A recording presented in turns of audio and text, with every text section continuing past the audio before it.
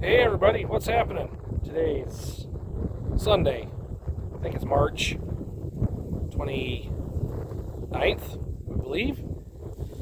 Anyway, I'm going to apologize for this video. It might be a little breezy, it's a little windy today. It's nice outside. It's probably, might have been 70 today. The sun was nice and warm. The wind was a little bit much, but it was out of the south.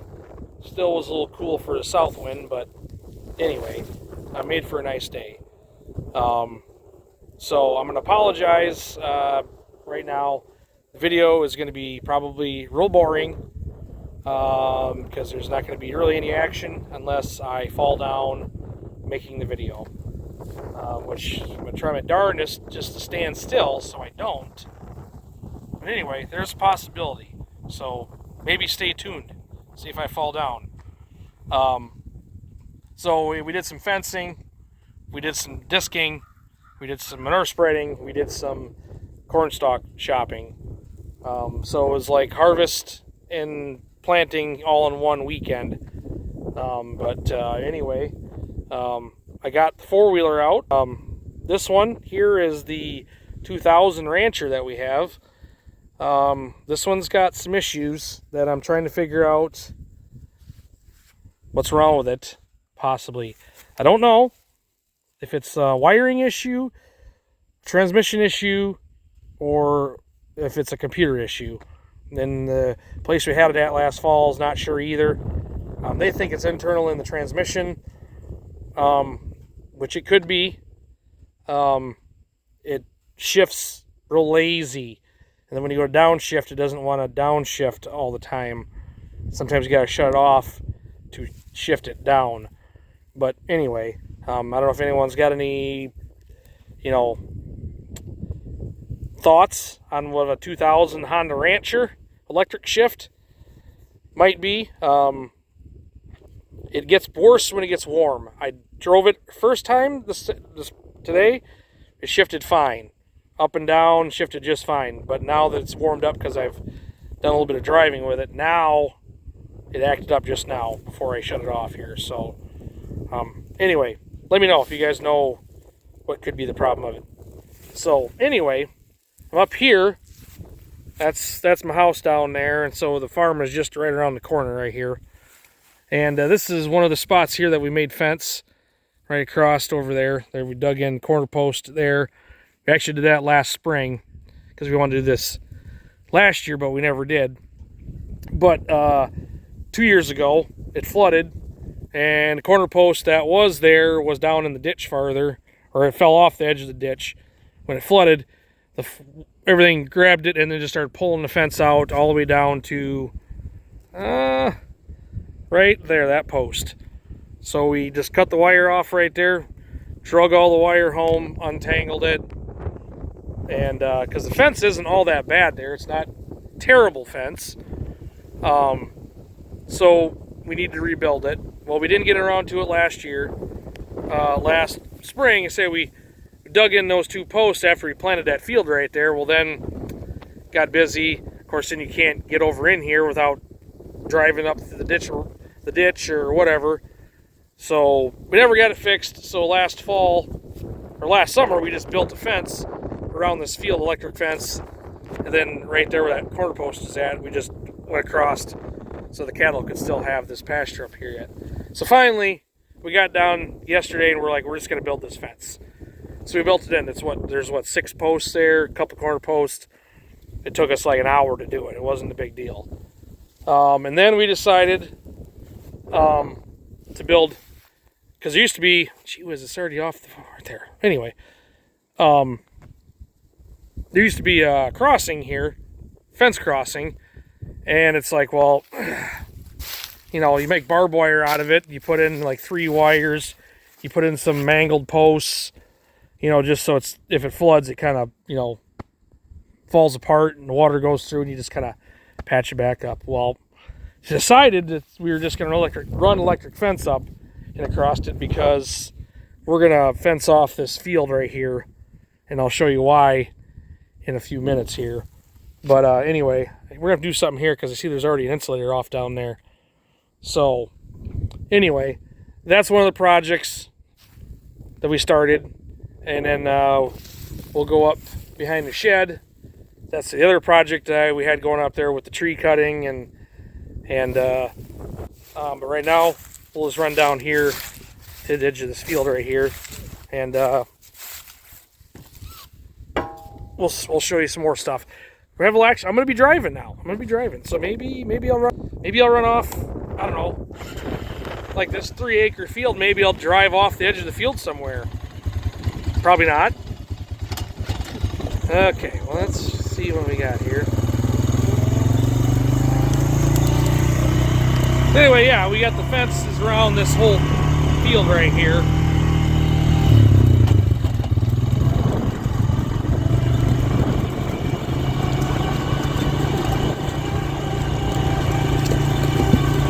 But like this field here is going to be soybeans this spring. Originally we thought about reseeding it back down again, but it's like, well, and I'll probably show you the reason why we're not going to at this point. So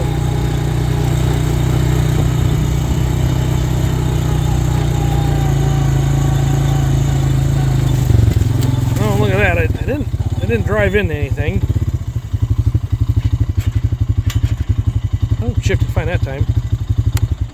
Anyway, so this field here, this is the one down here where we do all the loading of the grain in the fall or whatever. So last year it flooded, last summer late, it flooded through here and it went up over the bank right here and then went right down the field right there and, you know, knocked some corn down, and then it was kind of a pain to try to combine.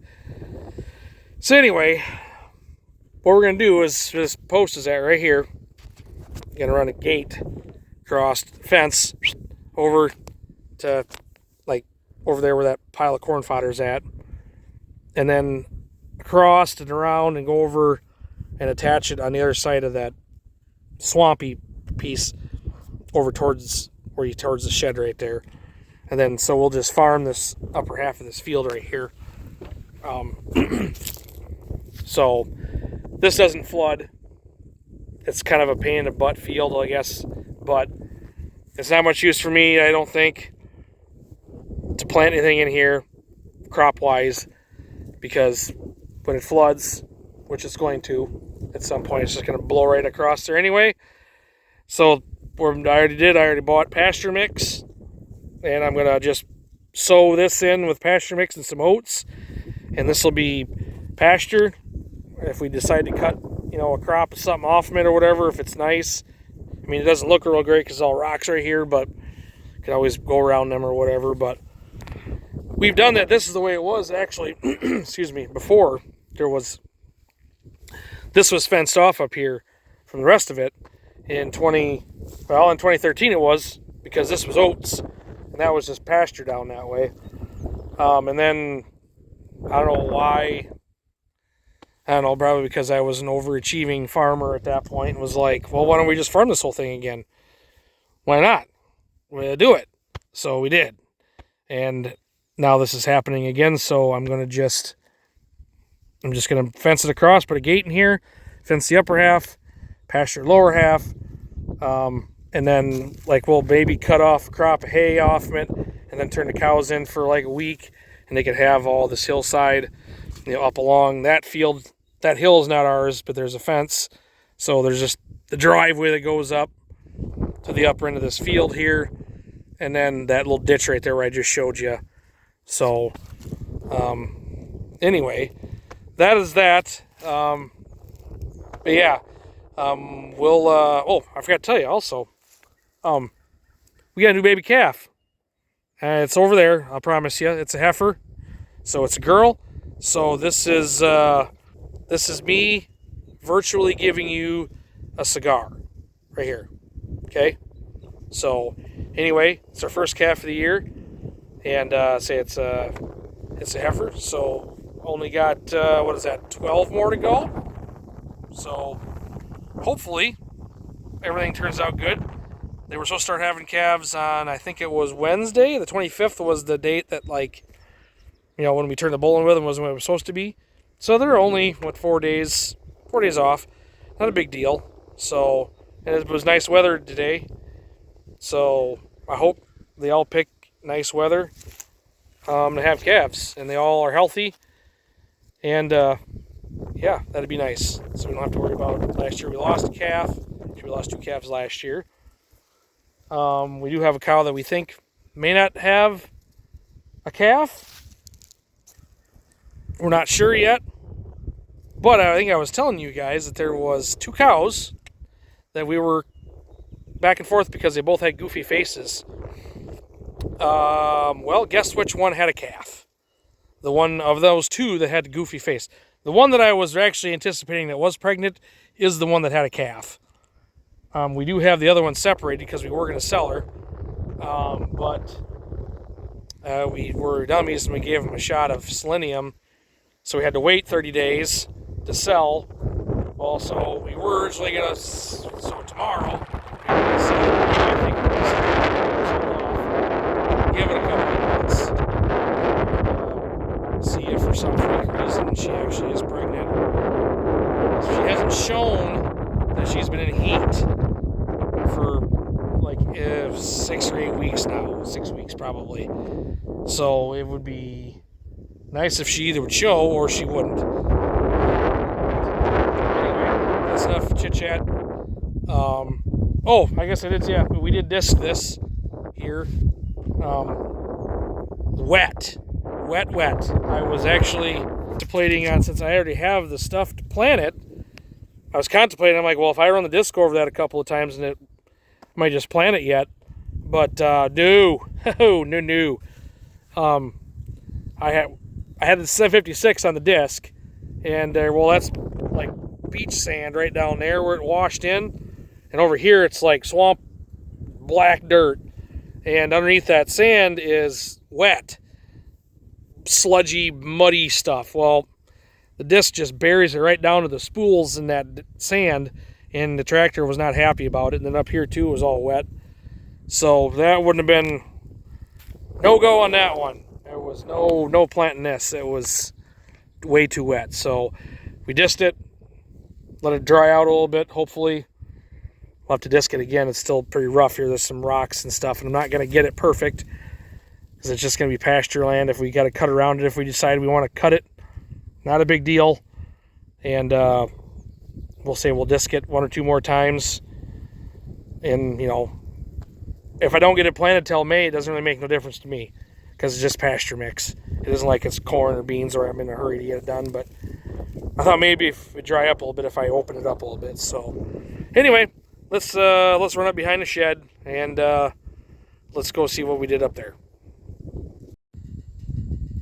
So up here behind the shed,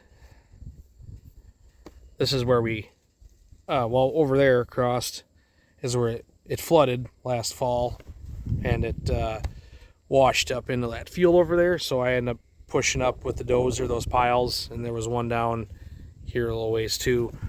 But we decided that this stretch of this field right here from about here to down there a little ways, there's, you see there the trees lean over. There were some bad ones there. It was is that a box elder, mulberry, something like that? I can't remember for sure. Maybe a mulberry. There's some more mulberries, some box elders.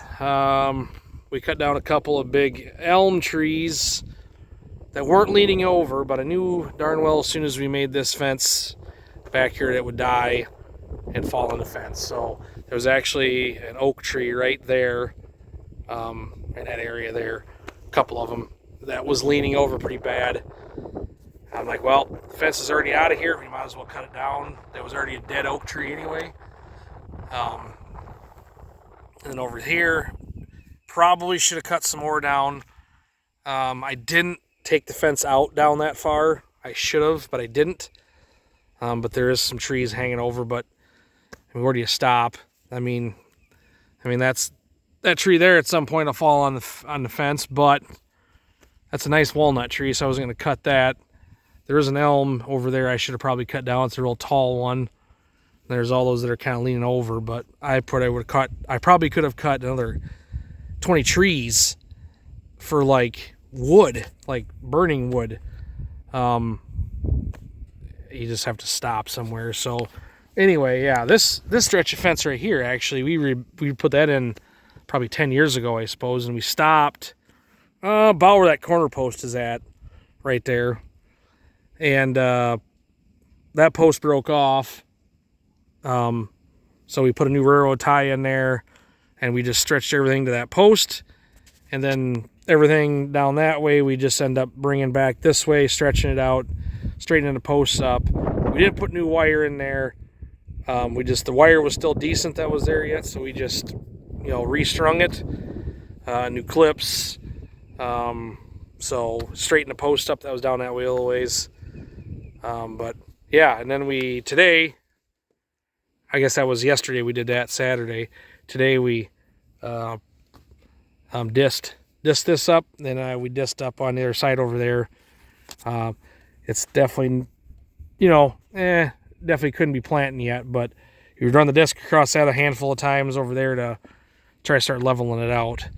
So yeah, let's go look at something else. Up on the ridge here, today I shredded corn stalks, and then Dale spread manure. Finished spread manure, I think, for the most part. It's done. This is where he finished. This field goes back that way. He got that done, and then this week he had off of work, so there's a field up here and the one over there he finished too. So 99% of manure is hauled. There is probably still going to be a little bit. There's a bit left in the barnyard yet.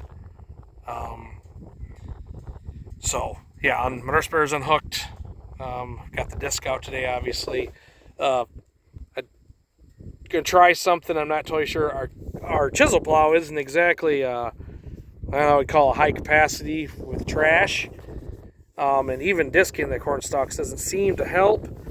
I think I did a video here a couple years ago of an annoyance of plugging up the chisel plow.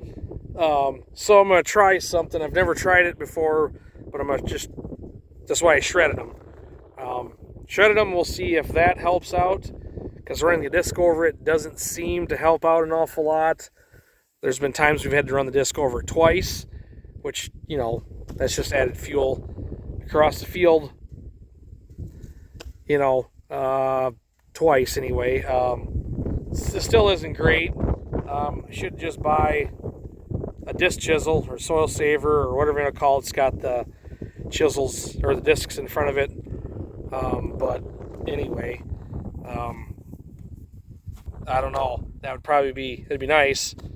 They're a little longer, and that's the problem. The chisel plow we got has got too many tines too close together, so it has a tendency just to everything kind of rolls up into a ball, especially in the front ones, and then you just got corn stalks piled up everywhere. So it'd be nice to either take off a couple of shanks on ours, but then it would be missing spots.